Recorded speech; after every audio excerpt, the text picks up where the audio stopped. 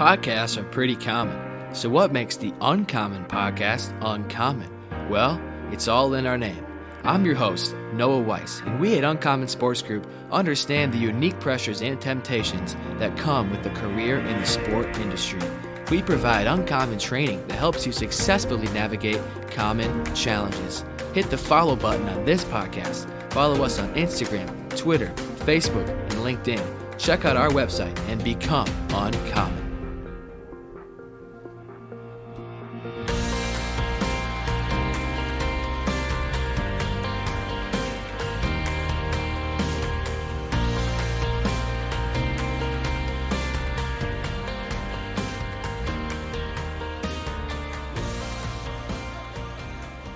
What's up, everybody? Welcome back to the Uncommon Podcast. I'm your host, Noah Weiss, and we are back into our series, How Did You Get There Today?, where present leaders in the sport industry will be sharing with us how they have navigated a career in the sport industry.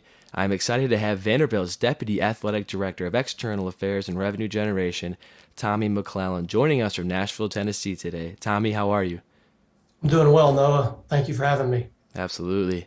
And Tommy, you've had an impressive sport industry resume, spending time as an athlete and graduate assistant at your alma mater, Northwestern State, an intern with the Southland Conference, the director of athletics at McNeese State at the age of 26, playing an impressive role as Louisiana Tech's director of athletics, and entering the Power 5 landscape at Vanderbilt. And Tommy, just start by sharing with us how you got your start in the sport industry and why you decided to have a career as an administrator in college athletics. Yeah, well, again, like I said earlier, thanks so much for having me and just giving me the opportunity to share my story. And that's what it is, right? When I grew up in a very small high school in South Louisiana, and my knowledge of athletic administration was that our head football coach was also the AD, was also the person that taped our ankles before the game. I mean, it was a very small high school. And so I wasn't exposed to really the administrative side. It was more of like, that's what I thought, coaches had to do to coach. And many do, and we're grateful for it. So when I got the opportunity to go to Northwestern State University in Natchitoches, Louisiana, where I was a football student athlete and a track and field student athlete, it was the first time, although it was a small level of SCS football or athletics, it was the first time where I saw an athletics director, a compliance office, an academic support, a fundraising wing. And I was really enamored by it. I originally thought I wanted to be a coach and had gone in thinking that that's what I wanted to do. And so Greg Burke, who recently just stepped down as the athletic director at Northwestern State, was there then and has been my mentor for a very long time, and showed me what a very good athletic director is and what they should be. Yeah. And so that was where the inspiration came. And then literally going down the hallways, this probably tells me how old I am, but there was these billboards that you would have, like the push pin in the in the academic areas of various your college. So I was in the Health and Human Performance College. And there was a push pin with a pull tab that was like, get a degree in sports management, get a master's degree in sports management. Wow. So pulled the tab, called the number, set up a meeting with an advisor, and was like, hey, I'm really interested in this master's degree program. What do I need to do? And so began to shift my undergrad to figure out how to focus on getting that master's degree. And so that's where my appetite was whet as it relates to the idea of being in college athletics and an administrator. Yeah. And then as I finished out my collegiate career at Northwestern State, I had the opportunity to be a grad assistant with Greg Burke and work in his office. And that really gave me an opportunity to kind of see it firsthand.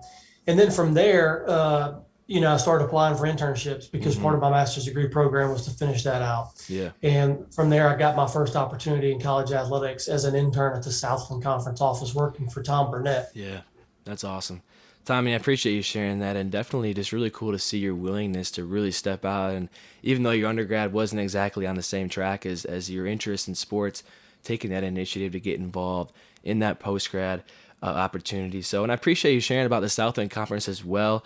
And for sometimes with our students, getting internships, getting involved in things that are at the next level, getting actual experience can be really tough. So kind of share with us how you came about that experience and what you can kind of give as advice to our students in terms of finding internships and opportunities.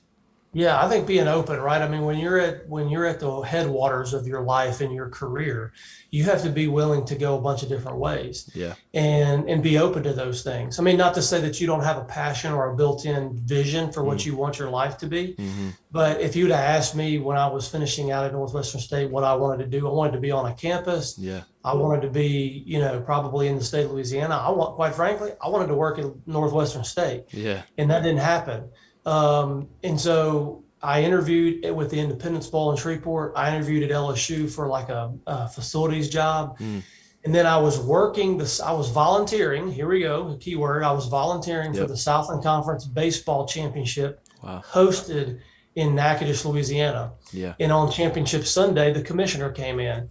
And in a conversation the commissioner was having with our athletics director, he mentioned that they were going to be starting a new internship program just to be looking out. And he said, well, hey, I want to introduce you to someone on our staff. Wow. So made a casual connection.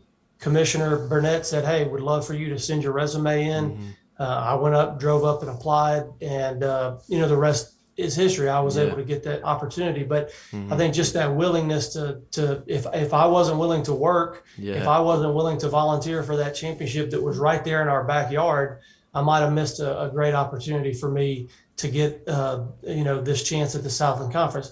The Southland Conference was an amazing experience. It taught me a lot of things. Yeah. But, one is, conferences kind of are the decision makers. They facilitate decisions. They're not the decision maker. They make decisions for the greater good based on the membership, which is sometimes a misconception that they are, the decision makers. And then it also told me that I really had a passion for being on campus. I loved the interaction with the student athletes. I love the highs and the lows of being on campus at a conference office during conference play. Every Monday morning when you come in, half the teams have won, half the teams have lost. Whereas that's not the case, when you're on campus, you're riding those waves. And so for me, that was where I knew that I had a passion for being on campus. Yeah. Absolutely, Tommy, and I appreciate you sharing the importance of volunteering. And oftentimes in the early stages of a sport industry career, you're going to have to volunteer or take a very small amount of pay to really get those experiences. So I appreciate you sharing that. It is the reality of a journey through the sport industry. So I think our students hearing that is really comforting, seeing where you are now, that it is a part of that journey. So I appreciate you sharing that. And Tommy, your next stop in the sport industry after your internship with the Southland was at McNeese State, where you served as an assistant athletic director of internal affairs and eventually earned the role as director of athletics. So what was that experience like, and how did you handle the pressures that came along with being a director of athletics at the age of 26? Yeah. So again, I'm at the Southland Conference. I'm applying for full-time employment now. And I'm applying from everywhere from Maine to California and everywhere in between. Yeah. At this time I'm married.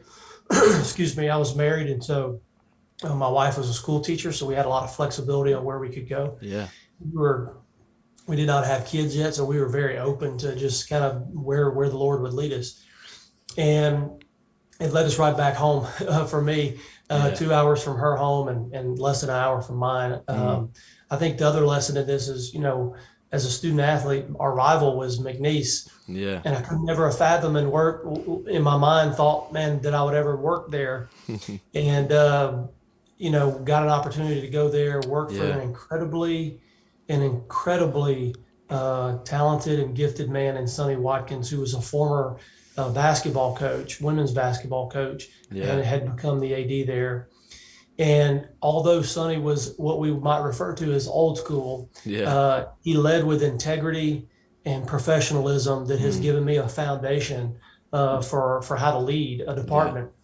And brought me alongside was really, when you become an AD at an early age, you don't have mentors, right? So like that's the negative. When you have the opportunity to work for great people and you kind of have a quote normal ascend that occurs. You can say, well, I worked for, in our business, it would be, well, I worked for Kevin White, or I worked for Joe Castiglione, or I worked for, Mac Rhodes or whoever. I had Sonny Watkins for 9 months, but the amount of integrity and professionalism that he displayed has given me an incredible foundation for how to lead. Yeah. And so I'm there. I'm working. I'm a coordinator of athletic events. That's my official title. It is kind of like an assistant AD, I guess. But I oversaw everything. I had internal ops. I had fundraising. I had ticket office, marketing, promotions. It was almost like a deputy AD job. It's a small department. Yeah. And he announces that he's going to resign at the end of the year. Retire. He is going to hang it up. And he calls me in his office and just says, "Hey, I really encourage you to apply." I said, "Well, Sonny, I'm 25," which I was 25 at the time. And I said, "They're not going to hire me." He said, "Maybe not." But he said, "You told me you wanted to be an AD. This is an opportunity. There's really no one in the department that probably is qualified to do that. Maybe you are, maybe you're not, but you'll get some good experience. And I really think you ought to do this." So naivete, I go and fill out my resumes, 1 page long. I'll never forget. I mean, I applied for a Division I AD job and I had a 1-page resume. Wow. And submitted it, had the opportunity to interview. And I mean, it was practically, as most people would understand, it was a hard decision because I think they were intrigued by my thoughts and my ideas. And that I was, kind of the counter to Sonny. I was young. I was not a coach. Yeah. But there's also the concern, hey, this is a 25-year-old, and are we ready to turn over a multi-million-dollar budget to him when we don't know much about him? And ultimately, I'm grateful for Dr. Robert Aber, who was the president at the time, and said, let's give him a chance. And so they named me interim at 25. Wow. And then a year later, they removed the interim at 26. And so, what did I learn in that? I mean, I'm so forever grateful for McNeese and for the opportunity they gave me to make mistakes, to learn. My father is not an athletic director. I did not have, I literally, it is about having core principles and about having what it is you kind of know is true. Right. And then you're building a skill set around that. My dad worked for the federal government. And I remember my father telling me, "Son, you're going to have a thick skin in this business and an oily back," meaning you just have to let things roll off. Yep. And that is proven to be tremendous advice. And that you're, not to take things so personal. You have a job to do. Totally. And along the way, I was blessed with great coaches who were patient with a 25-year-old. And, there's no question that it's, there's just God's provision is in this, right? I mean, you think about a 25-year-old with 9 months of actual full-time experience applying for a job. I have no business getting it, other than the fact that the Lord was able to impress on the decision makers something in them that they saw in me, to then go out on faith to do that. And certainly undeserving of the opportunity, did not deserve it. And it reminds me of the verse in 1 Corinthians where God says he chooses the foolish things of the world to shame the wisdom of the wise. And I don't think there's any doubt that was me. And I say that not in a self-deprecating way, but like in a way that says, in all practicalness, like I'm not qualified for that job. Why did I get it? And I'm so grateful that I did. And I hope that I was a good steward of it when I had it. And it's not a normal path, right? I mean, we're going to be talking about volunteer and pay your dues and work hard. Well, you say, "Tommy, you became an AD at 25. You didn't do that." Now I did it in reverse. Once I got it, I had to maintain it, which sometimes is harder. Totally. But it is one of those things I do often think back on. Would I want things to be different? Would I have rather maybe not had that?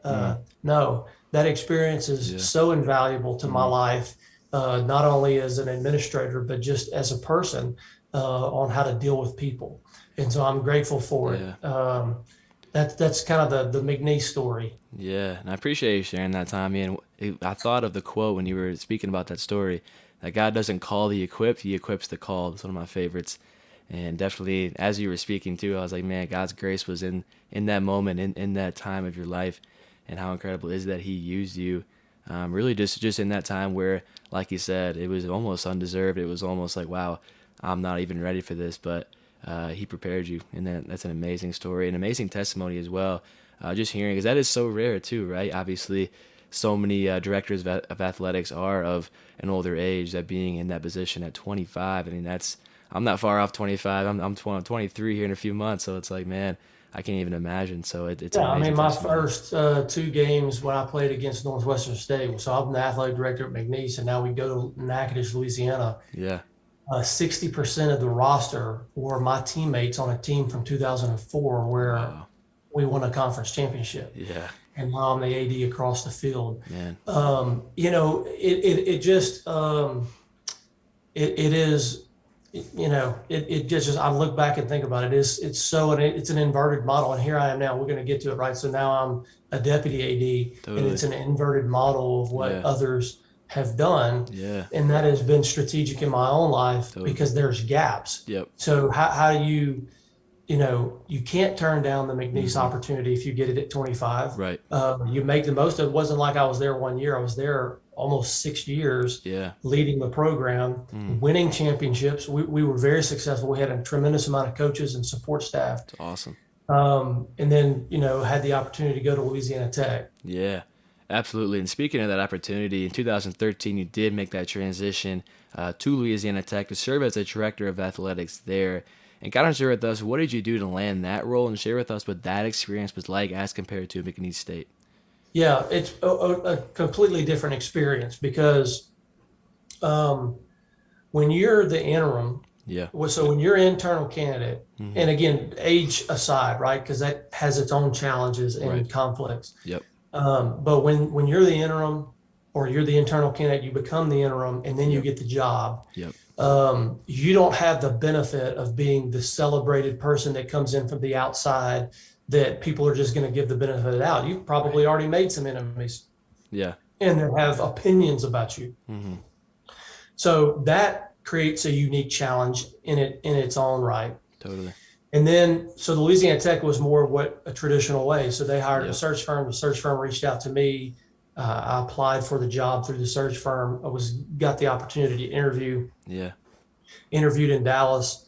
Got back to Lake Charles, was told I got the job. And so then drive to Ruston and have a celebratory press conference where, it's not 100%, but it's probably 60, 70%, if not more, the people are excited about you being there, right? Yeah. And they're like, we're looking forward to this great leadership. And so that had a different feeling to it. But it's a great responsibility when you have people's trust as well. Yeah. Earning people's trust versus maintaining their trust. Those are two different techniques. Very. And anyway, so go to Louisiana Tech and was there for 7 years. And, wow. Both of my sons were born in Lake Charles, but they were raised in Ruston. That's what they call home. Yeah. And, just it's a remarkable place, and grateful for the opportunity that Louisiana Tech gave me. Totally. And for the experiences that we had there and the things that we got to accomplish and do together as a community. Yeah. And then, this opportunity here at Vanderbilt. Yeah, absolutely, Tommy. And jumping into that opportunity at Vanderbilt, that's your recent stop, obviously, is in Nashville as a Deputy Athletic Director of External Affairs and Revenue Generation. Share with us what the decision was like going from Louisiana Tech to Vanderbilt and how you landed that position at Vanderbilt in the Power Five. Yeah, I think that probably the last year or so at Louisiana Tech, you kind of begin to just be pragmatic and thoughtful about what it is that, God has given me, He's embedded in me a desire to lead at the highest level. Yeah. And how do I achieve that? And there was one significant gap that is a perceived gap. I would argue against it. Yeah. But I could either choose to do that. I could stay there and argue against it, or I could go and address it. Totally. And that is that I had never worked at a Power 5 university. And so as Power 5 universities are trying to hire an athletic director to lead them, I think they just want to know that you understand what it's like at that level. Right. And I'm not, that conversation is not foreign to me as I was hiring coaches at Louisiana Tech that might have been really, really good at Division III or Division II. I would ask myself the same question of them, right? Yeah, Can they really recruit at this level? Can they really run a program at this level? And totally, those questions may be unfair, but they're real. totally. And so knowing that, it's like, okay, I can choose to continue to do here and stay here. This is great. Yeah, Or, I can try to address what is a perceived gap in who I am. And right. so that's one side of it. The other side of Yeah. the coin is that our oldest son, who is 11, Lawson, is autistic. Hmm. And as we were raising him and loving our time in Ruston, Yeah. it was beginning to narrow for him the ability in that community for resources Hmm. to push him academically to a level that Yeah. we hope that we might have independence at one point in his life at some point. Yeah. And again, through the providence of God, Yeah. in November of 2019, we were connected through an alumnus of Louisiana Tech, Hmm. Kix Brooks, who is a country music singer. Oh yeah. He is a Louisiana Tech graduate, and he is on the board of the Children's Hospital here in Nashville. I knew that. So I had a conversation with him about autism and Vanderbilt. This is before Candace is even the athletics director. Wow. Has nothing to do with college athletics. This is about exploring and learning more about my son. Mm-hmm. And so he connects me with the head of the hospital. Fast forward to November 2019, we come up here for 3 days. We learn an extensive amount about our son. Yeah. He gets an additional diagnosis we did not know about. Wow. And it was amazing. Mm-hmm. And then we leave almost like a person that would be going to, a Nick Saban football camp, a high school coach. Yeah. And they're like, man, this is great. And then they go back to their high school and realize they don't have the same players he has.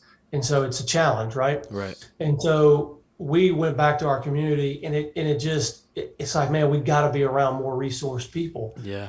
So that's November of 19, August of 2020. Yeah. I get a phone call from Vanderbilt about, hey, would you at all consider the possibility of leaving the AD chair to work for Candace and to be a deputy AD here in Nashville? Well, of all the places, it checks off the Power Five for me. Man. It gives me the opportunity to say that I worked at a high level academic school, which I had not previously been able to do. Yeah.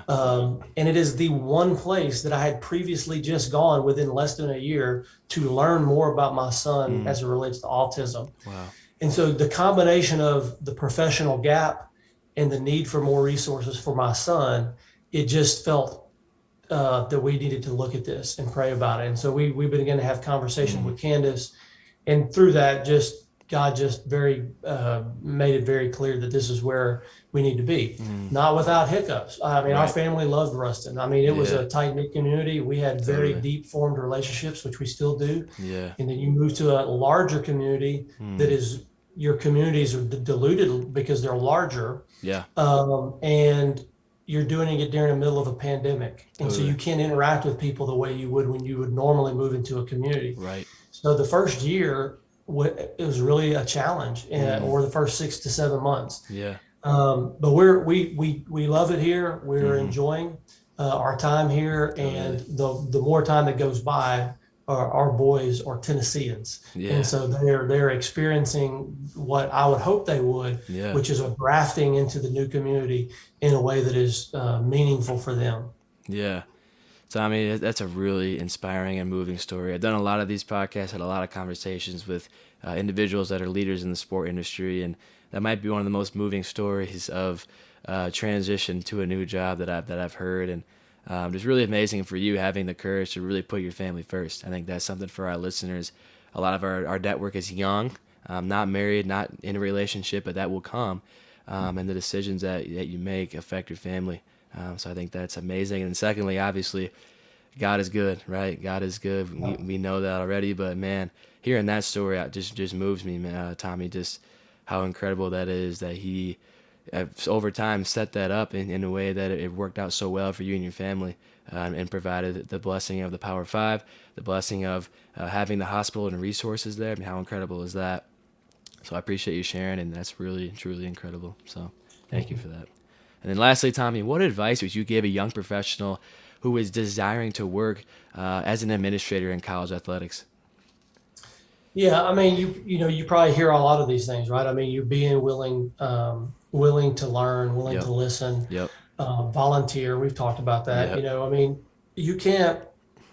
And again, the older I get, I sound more and more like the old codger, right? Like, but it's like it does seem as though some younger individuals they just want to microwave it. They just want to go to they want to get to this Yep. next level, and that's a hard conversation for me to have because I became an AD at 25. Right.